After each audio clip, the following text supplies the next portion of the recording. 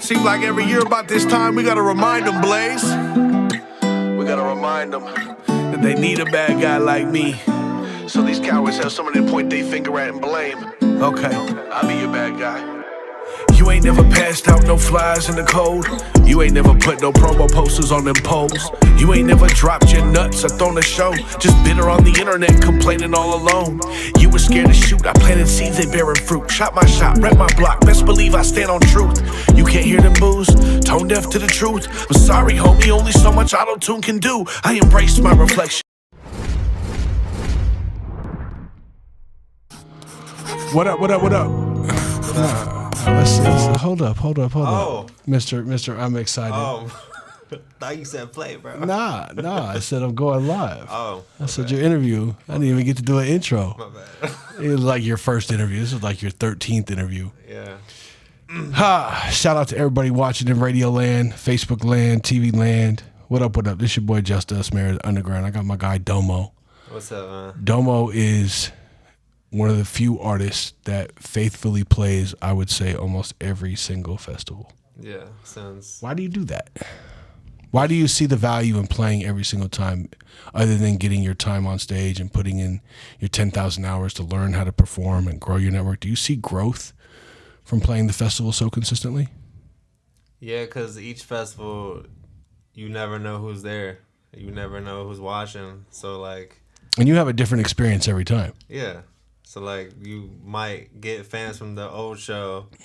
You never know who's there, you know? And you show up early and network and watch everybody and support everybody. Have you made friends in the community because of that? I wouldn't say friends, but, like, I'm cool with a lot of people. Well, I mean, that's a friend in music. I'm not saying you're going to, like, show up to their bar mitzvah. Yeah. But, no, yeah, that's what I'm saying. Like, because you're so present with the community, I feel like, because people know you now. My staff knows you. Yeah. You know, we're familiar with you. So I'm just asking if you, to be transparent, if you've seen value in return on your investment of playing the shows and selling tickets and being outside and getting your flyers. Do you see a return? I see it, yeah, I see a return because, like, when I'm at the fest just walking around, people, like, they'll tap me on my shoulder, "You're DoughMoe, right?" And they're like, some people come up to me very emotional and vulnerable and tell me, like, "Hey, your music means a lot," and you know, I'm going through what you went through, or I have. Oh, because you talk about suicide awareness. Yeah, like I have. So do people open up to you about that because of your music? Yeah, like they'll be more vulnerable with me because they know I'm not like, I don't have an ego on me. I'm not trying to be big and bad or whatever. It's like I'm a human being just like everybody else. I just tell you how I feel or how I felt in the past. And music has become therapeutic, and performing is a way for you to express that and unpack that trauma. Yeah.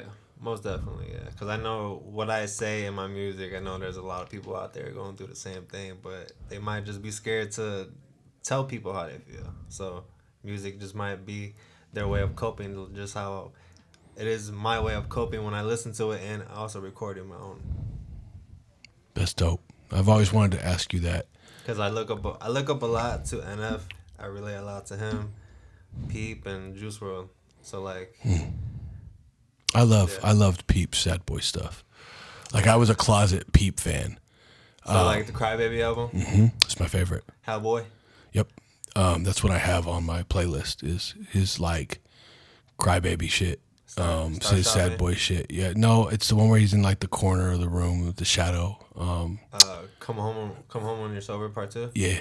Like, and then I had a kick. I had a SoundCloud kick where I was just researching to bring them out. Mm-hmm.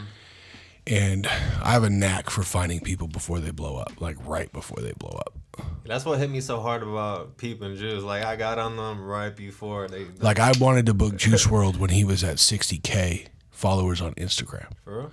And the reason that I got hip to him is because I found him on SoundCloud and saw what he was doing on SoundCloud, and then saw what he was doing on YouTube.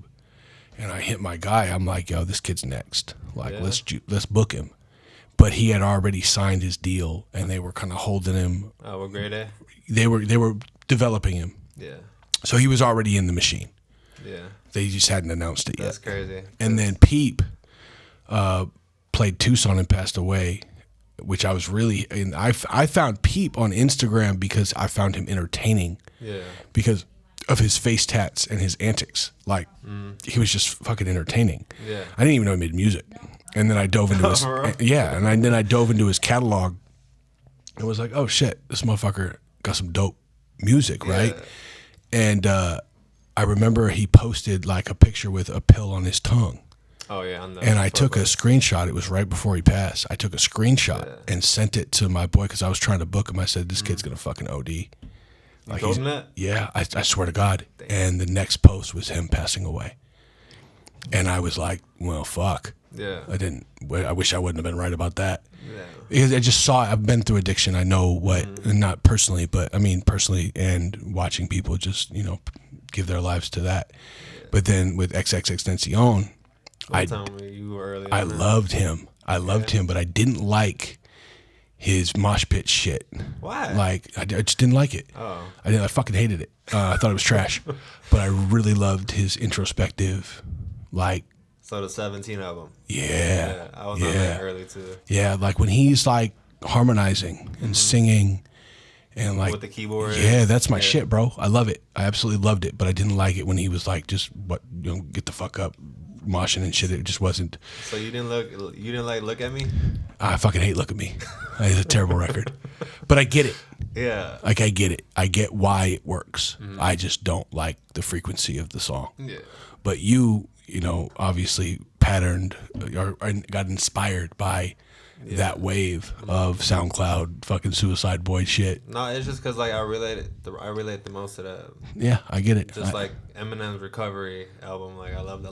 I like. So I'm not an Eminem Recovery fan. I'm an Eminem Slim Shady fan. Like the first Slim Shady LP. Yeah. Like I don't give a fuck Eminem and Rock Bottom and Hard Times. Like he's just when he's introspective and vulnerable. But still witty and lyrical, that's when I'm an Eminem fan. Like, when Eminem became uberly successful, I don't know, man. Other than, like, I'm Not Afraid, it was okay. Like, I like Eminem on drugs and sad. But I don't like Eminem on drugs and sad as a person. I like him on drugs and sad as an artist because it's more, more relatable, right? But, I mean, shit. I've always wanted to have a conversation with you about you seeing the value because you keep coming back and you've become a staple of artists that are a part of artist development. You grow, you interact with everything that we do online. You've really applied everything you've learned from the festival to your brand and seen growth. And I didn't want to prep you for it. I wanted to get an honest response.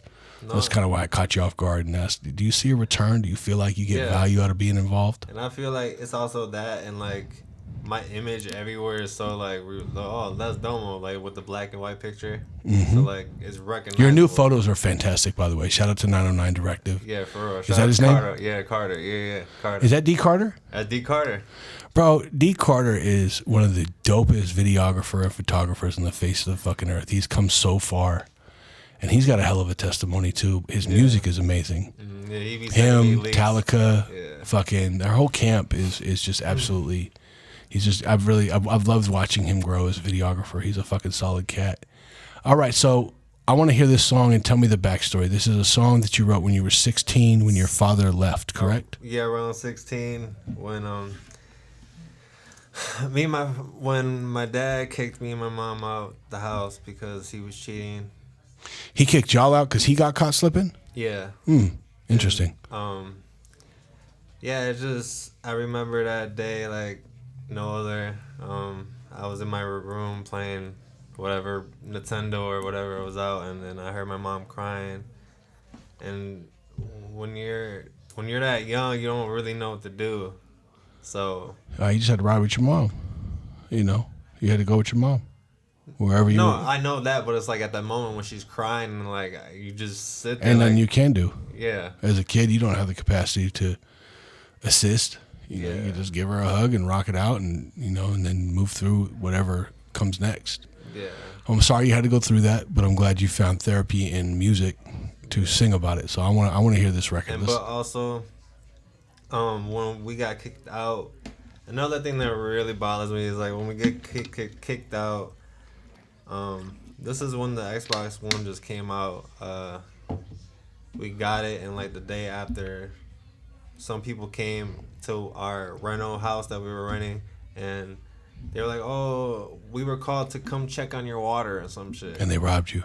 No, and they told my mom they gotta go in her room, so they like opened the window a little bit, and then the next day, I wasn't gonna go to school, but I did. I'm glad they did, and they opened the window, and we came home and like took a lot of our shit. Took my brand new Xbox One. So you got kicked out and robbed in the same week? Not in the same week, but like this was over time. Okay. Yeah, so like I don't know the year span or whatever, but that day they did come and take everything. They took the Xbox One. They took a lot of my shit in my room, my computer, my recording mic that I was practicing on, and my dad he knew about it. He didn't like hit me up or, "Hey son, are you alright?" or. Listen, man, you're gonna have a hell of a story. You're gonna have a great testimony. People are gonna heal through your music that you do connect with, and you're a stronger person because of it, because it built character. Yeah, that's why I tell my girl a lot. I'm like, I know what he did hurts me. It still hurts me. That's why I'm stumbling my words. But it's just like that's what I don't want to be when I do have kids. Like I don't want to be who he is and who he was. You won't be. You never will. Yeah. You know. But it just bothered me. Like, wouldn't you want to like make sure your sons are right? Listen, man, you can't reflect on what if he didn't, because clearly he didn't. He didn't want to, and that's the reality of it. You know, and like we can either dwell on it, or we can move on and forgive him and let it go. Yeah. Which I have to choose to do with a lot of people who. Yeah. I don't have that situation, but I have, trauma I've had to unpack, forgive, and let go. Yeah. So like that's just life, bro. That's what we all go through. I have one more thing though. Okay. So like after that house, we had moved like down the street from him, and like I was like going to school and doing whatever with my mom, living with her, and like he never hit me up, never called, "Hey, you want to go to dinner? You want to do something?" No. But like the time when I move out here, "Hey son, how you been?" Like trying to be buddy, and like that didn't work out. Why? Because you live far away? No, just because like he always wanted to come here because of the baseball spring training and everything we have out here.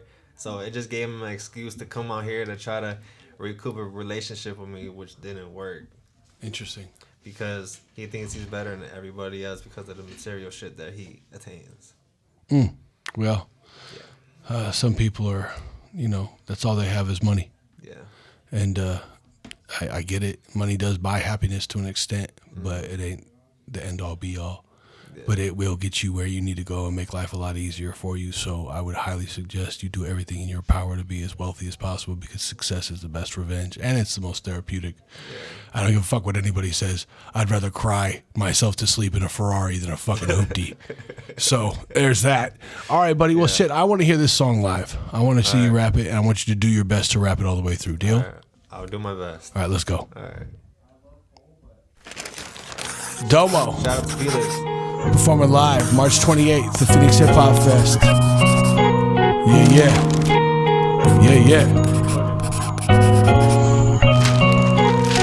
This shit last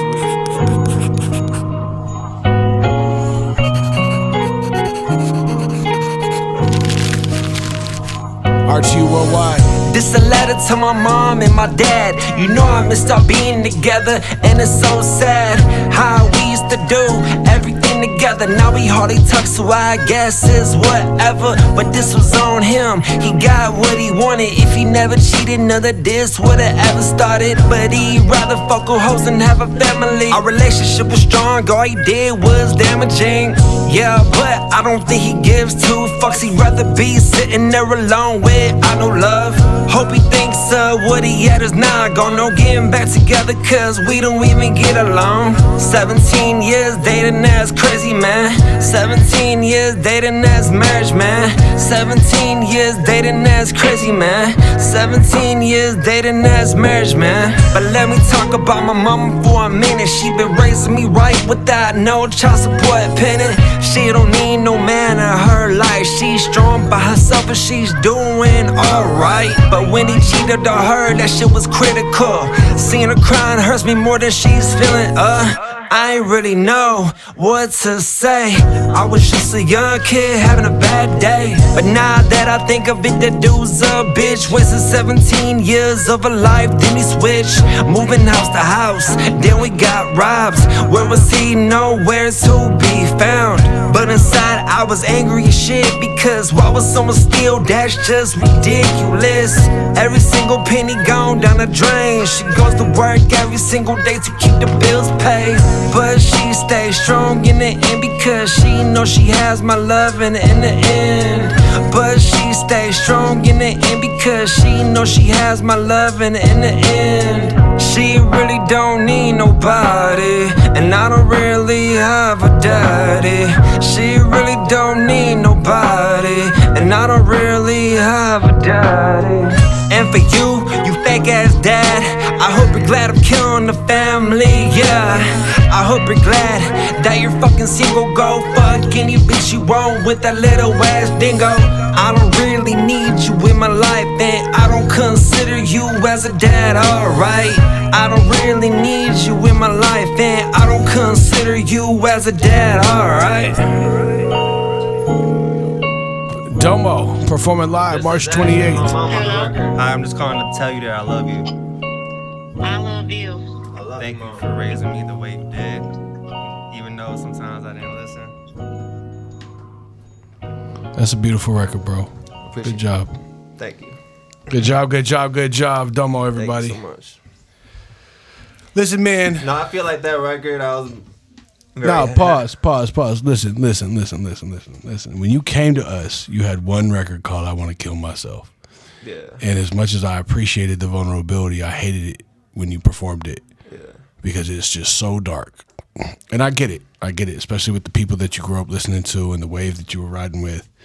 And like, that's your therapy. But like this record that you just did, not only is your voice, there's a great selection of the beat. Not only did Felix do his motherfucking thing on the mix and the master. He's the GOAT. Yeah, so you take advantage of all the resources that the festival provided you through Icon Radio, through Bag of Tricks Cat recording, mixing, and mastering, through the festival to perform, through the open mics that we promote. You've really made I'm gonna say this, you've really utilized everything to the fullest extent, and now you're making music that is not only the best stuff that I've ever heard you put out. Yeah. Because I heard your early stuff. That's what a lot of people say. It's more lyrical, and it's my best one up to date. Your pen's evolved. It's matured. Yeah. It sounds more professional. And you're not fucking crying and whining and shit. Yeah. So I like it better. Yeah. And I'm not saying that to be negative, man. No, this is music. So I'm giving you my honest opinion as a connoisseur of music. This is just speaking from a fan perspective, not the business side. Yeah. So I just want to acknowledge how far you've come, because that is what I think is where you get the return on showing up to all the festivals and performing and being a part of the community that we've created of resources that give you the ability to do that. Yeah, most definitely. That's the best song you ever done. Thank you. Today. Did you see the cover? No, I didn't. You want to see it? Absolutely. It's when me and my dad, we went to the where is it at?